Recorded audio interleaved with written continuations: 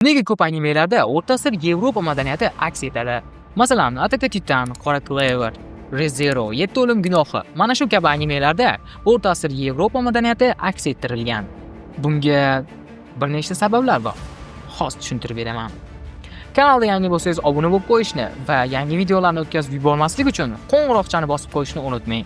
Biz boshladik.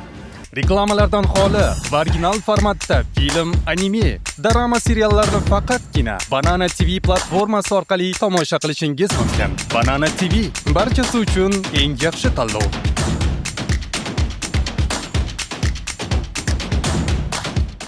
Birinchi sabab estetik jozibasi kuchli. Yevropa o'rta asrlari minoralar, ritsarlar, qirolliklar, qadimiy ko'chalar, yog'och uylar, shamdonlar va qasrlar bilan to'la dunyo. Bu ko'rkam va sirli muhit yapon rassomlarini ilhomlantiradi. Animeda bu uslub ishlatilsa, xuddi tomoshabinga go'yo ertak aytib berayotgandek kayfiyat paydo qiladi.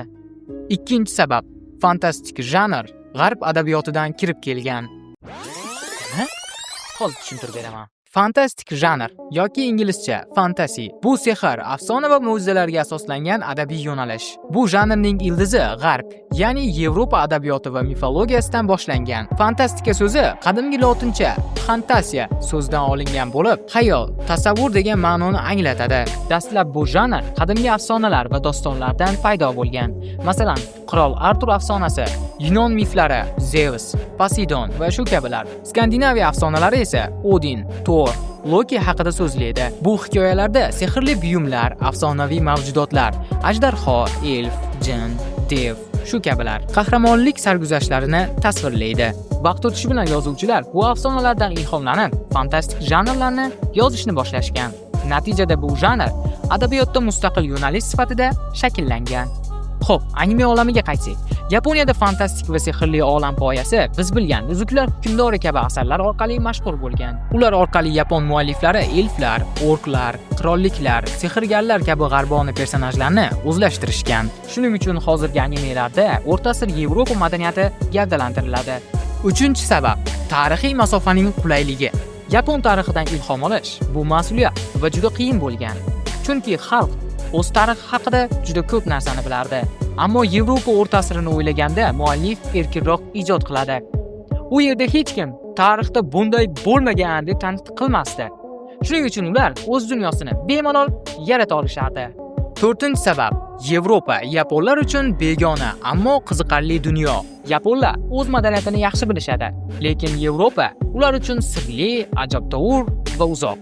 Shuning uchun ular O'rta asr Yevropasini sehrli dunyo, ertaklardek, xuddi boshqa olamga tushib qolgandek tasvirlashadi.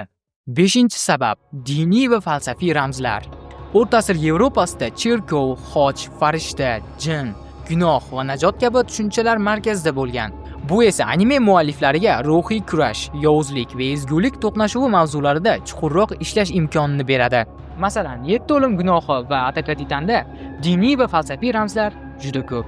Oltinchi sabab anime sanoatining g'arbona fantaziyadan foyda ko'rishi. Tomoshabinlar, hatto yaponlar ham O'rta asr Yevropa uslubidagi dunyolarni ko'proq sevishadi. Shuning uchun studiyalar ham bu uslubdan anime qilishni tijorat jihatdan foydali deb hisoblashadi. Endi misollar keltirsam, Attack on Titan arxitekturasi Germaniya shaharlariga o'xshash, hatto ko'chalarning nomi ham nemis tilida yozilgan. Po'lat alkimyogar, butun dunyosi Yevropa sanoat davriga o'xshash. Re:Zero qirollik, ritsarlar, sehrgarlar va saroylar bilan to'la. Qora Cleaver sehrli qirollik tizimi va o'rta asr kiyimlari.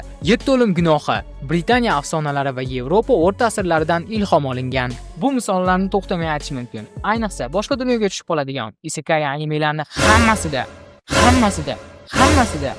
O'rta asr Yevropasi aks ettirilgan.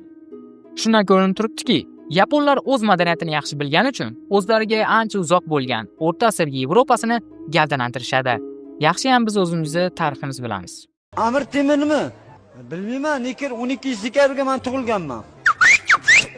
Boy bo'lamiz. Hozircha sizlarga tayyorlab qo'yganimiz shulardan iborat edi. Video yoqqan bo'lsa, like bosishni va obuna bo'lib qo'yishni unutmang. Biz yana ko'rishamiz. O'zingiz ehtiyot qiling. Reklamalardan xoli, original formatda film, anime, drama seriallarni faqatgina Banana TV platformasi orqali tomosha qilishingiz mumkin. Banana TV barchasi uchun eng yaxshi tanlov.